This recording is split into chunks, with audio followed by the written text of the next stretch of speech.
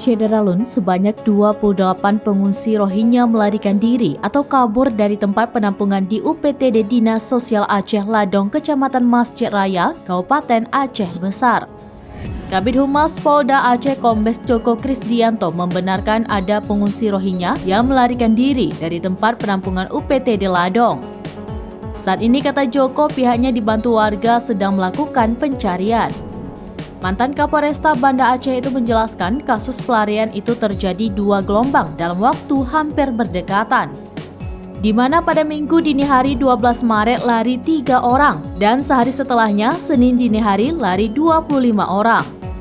Berdasarkan keterangan saksi Samun Joko, para pengungsi itu melarikan diri setelah selesai pengecekan oleh petugas dengan memanjat pohon yang ada di dekat tembok, sehingga bisa dengan mudah menggapainya dan melarikan diri ke pemukiman warga.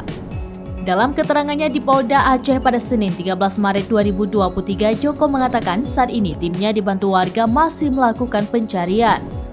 Joko juga mengimbau warga bila melihat pengungsi Rohingya yang kabur tersebut agar segera melaporkan ke petugas terdekat untuk segera diamankan.